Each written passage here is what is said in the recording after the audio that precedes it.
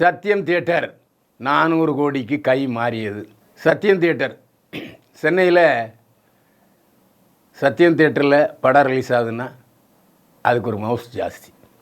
ஏன்னா 3 தியேட்டர்கள் ஒரே காம்ப்ளெக்ஸில் இருக்குது. இதில் பெரிய தியேட்டர் எதுன்னா சத்யம் தியேட்டர் தான். சத்யம் தியேட்டரில் இப்போது பல படங்களின் இசை வெளியீட்டு விழாக்கள் கோலாகலமாக நடந்து வருகிறது. இந்த சத்யம் தியேட்டரை கட்டியவர் ஆந்திராவை சேர்ந்தவர்.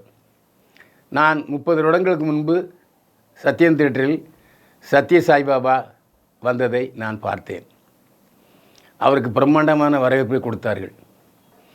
இப்போது சத்யம் தியேட்டர் பொலிவிழந்து காணப்படுகிறது. முன்ன மாதிரி மெயின்டெனன்ஸ் இல்லை. எங்கே பார்த்தாலும் குப்பை கூளம், டாய்லெட்லாம் நல்லாவே இல்லை.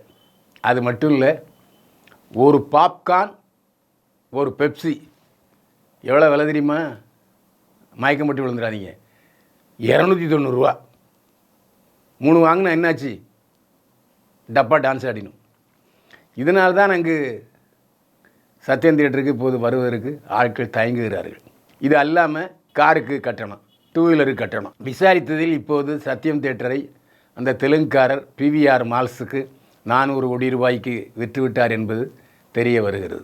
சத்யம் தியேட்டரில் மெயின்டெனன்ஸ் ஒழுங்காக இல்லாவிட்டால் சத்யம் தியேட்டர் பழுதுபட்டு ஆட்கள் வரத்து இல்லாமல் அல்லோகலப்பட்டுவிடும். மேப்போசி படத்தின் பெயர் சார் ஆனது. சார் படத்தின் டீசர் சமீபத்தில் வெளியானது. சார் படத்தை கதை திரைக்கதை வசனம் எழுதி இயக்கியிருக்கிறார் நடிகர் போஸ் வெங்கட். இந்த படத்தில் விமல், சாயாதேவி கண்ணன், சரவணன் மற்றும் பலர் நடித்திருக்கிறார்கள். இந்த படத்தின் தலைப்புக்கு மா போசி என்று தலைப்பு வைத்தார்கள். ஆனால் சுதந்திர போராட்ட தியாகி, தமிழ்நாடு மேல்சபை தலைவர் மேப்போ சிவஞானத்துக்கு மேப்போ சிவஞானம் என்று பெயர். ரெண்டும் ஒரே மாதிரி இருந்ததன் காரணமாக நடிகர் சிவகுமார் அந்த மேப்போசி என்ற பெயரை மாற்றிவிடுங்கள் என்று சொன்னார்கள். சில சினிமா ஆர்வலர்களும் இதை தொடர்ந்து வற்புறுத்தி கொண்டிருந்தார்கள். இதன் காரணமாக இப்போது மேப்போசி படத்தினுடைய பெயர் சார் என்று மாற்றப்பட்டிருக்கிறது.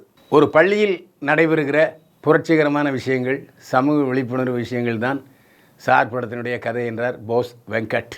இந்த படத்தின் முன்னோட்டம் சமீபத்தில் வெளியானது.